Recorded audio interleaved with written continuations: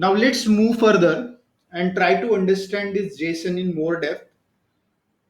Let's try to understand the use of stringify as per its definition, because during the interview process of your node you will come across many different interview questions, and the theory and understanding of the definition of those components is also important. So JSON.stringify does what? JSON.stringify is used to create the JSON string out of the JSON object or array. It serializes a JavaScript object into a JSON string. So we have JSON object, and using JSON.stringify we converted that JSON object and into the JSON string. So this is called as serialization, and we can use this serialized data for transportation over the network or over the internet.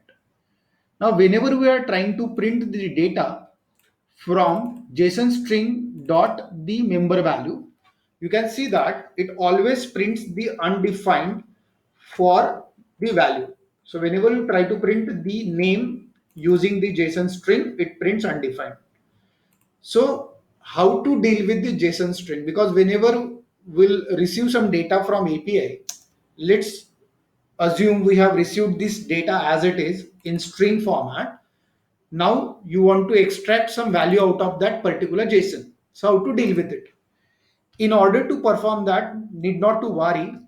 We have already created some mechanism, and that mechanism is called as JSON.parse. JSON.parse is used for converting the JSON string into the JSON object.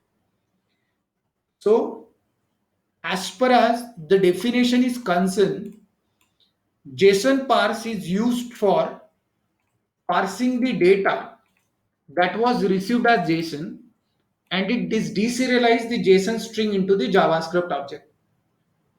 So let's try to pull the value from the employee object now.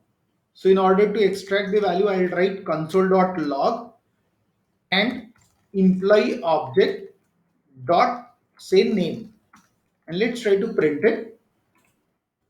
Go to your terminal, execute the code. Now see two scenarios. Here I am printing the name using the JSON string. It is printing undefined, and after parsing I am printing the value using employee object.name. It is printing Raj.